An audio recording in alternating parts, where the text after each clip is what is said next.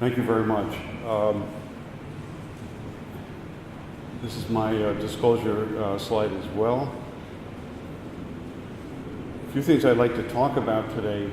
First is a little bit on the evolution of the dietary guidance, at least in the United States, and I'm sorry for some of you in the audience, this has been a very US-centric presentation, but what types of evidence are needed,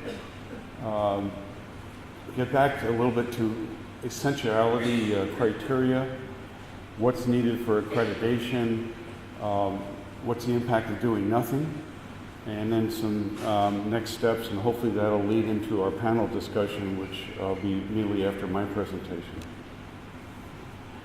So in the United States, Food Nutrition Board of Institute of Medicine has been setting the dietary guidelines, first the RDAs and then really expanded DRIs for essential nutrients for individuals and populations. The last of the old RDA books was published in 1989. At the same time as the Food Nutrition Board, there was a kind of dramatic change in the way scientists, nutritional scientists, started thinking about disease, because the old RDAs were based on deficiency. Began to think, well, maybe there's some value of some of these essential nutrients in prevention of chronic diseases. So this was the change point in my mind, is the publication in 1989 of Diet and Health book, which a number of people started thinking more broadly about nutrients. So the dietary reference intakes have been mentioned several times. So over about an 8-year period, a whole series of books were published, not only on individual nutrients, but uses of RDAs and upper levels. One of the early books was on dietary antioxidants. I happen to be part of that panel. So this is 15 years ago. Part of the job of that panel was to define the term antioxidant, discuss components that would not be reviewed by that panel that was assigned to look at antioxidant requirements. And the panel concluded that phenols, polyphenols, flavonoids were going to be excluded from DRI consideration at that time, 15 years ago. So why? The book went out and said because there was very limited information on food composition data, dietary intakes of populations, and absorption and metabolism. And that's all true. We've come a long way in 15 years, but back then there was very little information about these items. So the panel said, while these dietary components, quote, may be important dietary constituents, insufficient data are available at this time.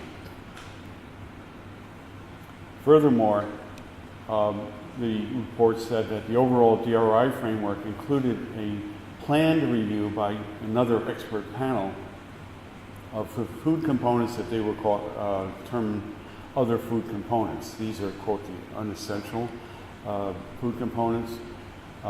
So other data may emerge in the future that allow consideration of certain DRIs for these other food components. Well, this panel has never been constituted. Many of us have been pushing for this for a long time, but it has not occurred yet. So in the 1998 report on antioxidants, again, there was a set for criteria for dietary antioxidants. Substances was found in typical diets and human diets. The content of the substance was measured and is commonly consumed. And in humans, the substance is associated with some improved health outcome or decreased adverse event. So that panel went on and set DRIs for vitamin C and vitamin E, et cetera, but not for any of the polyphenols. So should DRIs only include essential nutrients? Carl brought this up. the Food Nutrition Board, as they were getting ready for the DRIs in 1992, decided not to define the term essential. First of all, it's very difficult to define. It's not as hard as organic, but it's still a difficult thing to define. Plus, the Food Nutrition Board decided not to limit the upcoming DRI process just to essential nutrients if there was an ability to set recommendations for things that weren't considered essential. However, we structured evaluate essential nutrients in a framework, and it's really difficult, in fact, for this framework as it stands now to evaluate non-essential food components. The term essential was actually defined in 1941. This is the first RDA book. No, I wasn't born then, but not too far after that. So in 41, the very first RDA committee said, essential is a chemical substance found in foods that are essential for human life and tissue growth and repair. Essential nutrients were identified when dietary deficiency led to the development of a well-defined disease or failure to grow. And the clinical way, the usual way of defining a clinical endpoint and essentiality is to feed a diet devoid of it.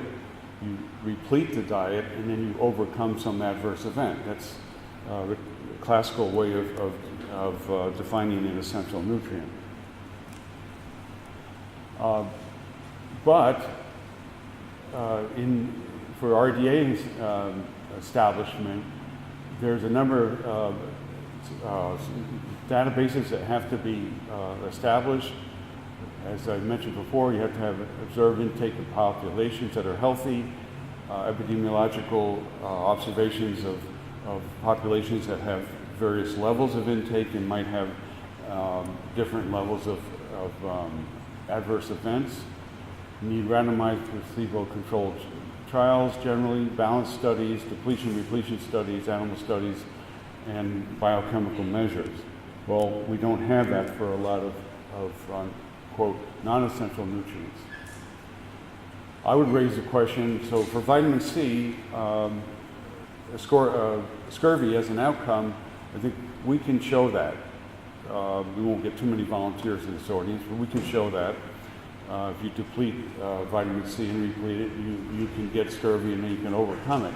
But there are other outcomes, health outcomes of vitamin C that are not producing scurvy, and one would ask, is that an essential component of vitamin C's role? Are all DRI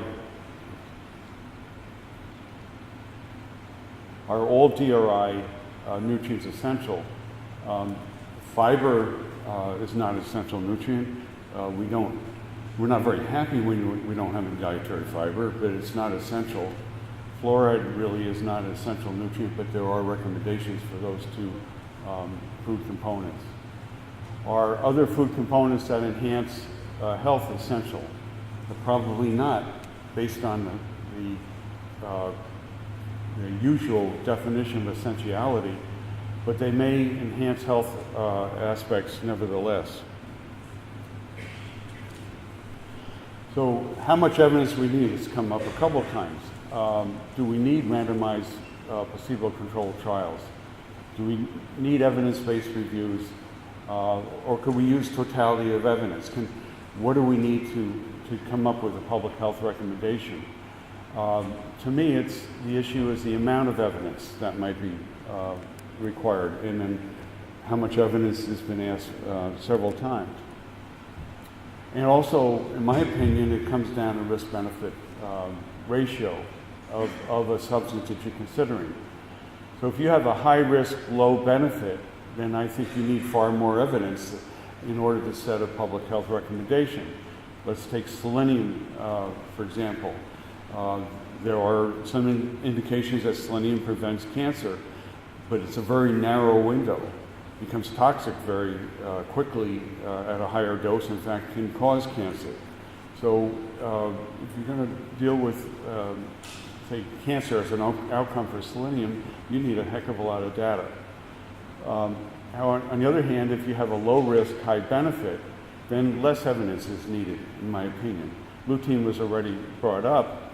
So lutein deposits in the macula of the eye. This is when you have macular degeneration, which is usually associated with low lutein and low zeaxanthin in the eye, then you get degradation of the macula. In the United States, it's the #1 cause of blindness in older people. So I would say that we don't have a dietary recommendation or a DRI for lutein, but I think we ought to move toward that personally. And there's very little risk of excess amounts of lutein. So it comes down to this curve. So here's a probability that a substance, you have an inadequate intake, and here's a probability that there's some adverse event of excess. The key thing to me here is how wide these lines are apart. So this is usually the NOEL, where you have no adverse level. This might be a log scale, who knows, but if these are very narrow together, then you have a more difficult time setting some public health recommendation. If it's wide apart, then it's a little bit easier. Standards of evidence were, Carl brought up already, and showed a slide on this. The standards of evidence should not change, whether it's an essential component, non-essential, or drug. Standards are standards. To me, it's the amount of evidence that may be necessary, and depends on the risk-benefit ratio. This is a paper in 2010. Jeff Bloomberg was the senior author. Just take one quote out of there that deals with types of evidence needed. Because of limitations in these randomized placebo-controlled trials, particularly of nutrients, it's suggested that nutrient policy decisions will have to be made using the totality of the evidence available. And I buy into that fully. This may mean action at a level of certainty that is different than would be needed for, say, drug efficacy. So what do we need to do to accredit food bioactives, whether the flavonols or carotenoids or something else? Usually we have a lack of randomized controlled trials. Little hard to blind broccoli intake. I don't know exactly how to do that. It can't be done. Usually everybody's really fond of systematic reviews. Everybody wants to do systematic reviews. They're designed for drugs. Are they applicable to some nutrients? Yes, if you have enough data. Well, are we going to have enough trials in order to do a randomized, a systematic review? Probably not. We may for flow-mediated dilation, for the flavan phenols, but not for many other things. The cost of human intervention trials would be enormous as well. We're considering, these aren't drugs, these are foods. These are food components, so you're getting small effects. So in order to do a human trials and look for small outcomes, you need very large group size, and that increases cost dramatically. I don't think I really need to go through this. Most people understand the kinds of information that you need in order to make recommendations. Some information is absolutely required. Analytical technique, which was brought up before, the composition databases, intake patterns, other things that really should have epidemiological support and biological plausibility, etc. Another challenge for accreditation is the specificity of the food component. And we feed blueberries. What is it in the blueberries? Or which series of things in the blueberries, and are they synergistic with each other? Say brought up already, non-validated biomarkers. This is a broad issue, and I see no indication that at least in the United States, that FDA is looking to validate more biomarkers. If anything, they criticize the ones we have, which was already brought up. And who's going to pay for the research? ILSI is a tripartite organization, government, industry, academia.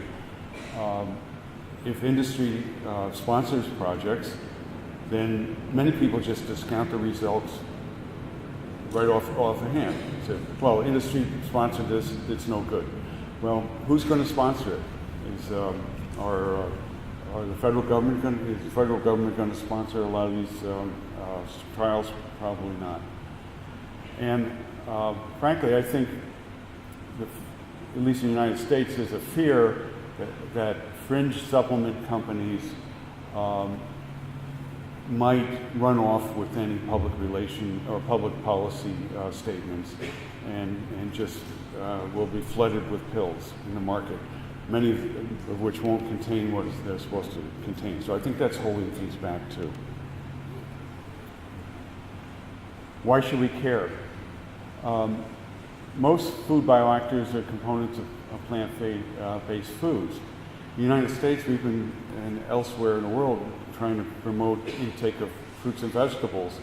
We haven't made a dent. I saw something in the UK where our fruit and vegetable intake had gone down over a 5-year period. So we're not making a difference with what we're telling the consumers now. This might be a new message to talk about some of these additional components of fruits and vegetables that may help promote consumption. What are the next steps? I feel that in not only the US but elsewhere that the people who make policy or help to form policy should get off their duffs. They should evaluate new paradigms that would facilitate assessment of the value of non-essential food components for improved health outcomes. Evaluate the public health value of making such statements, say on flavonoids from various different foods, and also, assess what the gaps of research knowledge are. So it's another quote from Andrew Chow. What the next paradigm for assessing the effects of bioactives is needed. Whether these are studied as nutrients or drugs must be established to properly inform future regulatory and policy bodies. So we have a whole range of these. My favorite, I mostly work on carotenoids. Polyphenols, classes of dietary fiber. There are AIs for dietary fiber, but subclasses. Bioactive peptides, components in garlic and broccoli, and omega-3 fatty acids and things. So there are a lot of other components in foods that we ought to be seriously considering. Gary Williamson, who's not at this conference, but hosted one of them about 5 years ago or so, in talking about polyphenol classes, said that daily recommended or AI may be based upon the amount delivered by a 5-a-day pattern that's associated with healthy endpoints. That would be an approach. Is there a consequence for inaction? I think if there's no action by policy-making bodies, there would be a suppression of critical research to close the gaps. So, for example, our NIH should be informing people what are the gaps in knowledge you need to close in order to have recommendations. That stimulates research and hopefully funding. Further confusion among the public because the people who sell supplements will tell you almost anything, and Dr. Oz as well. Status quo for current food consumption patterns, fruits, vegetables, and whole grains. So what are the current steps? In 2010, this ILSI committee worked with the Food and Nutrition Board to have a workshop in Washington, D.C., development of dietary guidance for non-essential nutrients. We also had a symposium in experimental biology in Boston and back in April. Our dietary bioactives ready for recommended intakes, and of course we have this symposium. These are efforts to open people's minds to looking at these non-essential food components in a different way and perhaps moving forward on them. So, concluding thoughts here. DRIs provide a framework assessment of essential nutrients. They may not be as set up well for non-essential nutrients. However, the AI and UL, which was brought up, are both appropriate. And totality of evidence, as Jeff pointed out, is also an appropriate and may be applicable for public health recommendations. And a modified evidence-based systematic review approach from what's used now may be necessary. So have we made progress, say, in the last 20 years or so? I think we've made great progress. Food composition, databases, food intake patterns, absorption and metabolism, and health outcomes for selected bioactives. But no, as far as public health recommendations, we are where we are. So thank you very much for listening to the presentations today.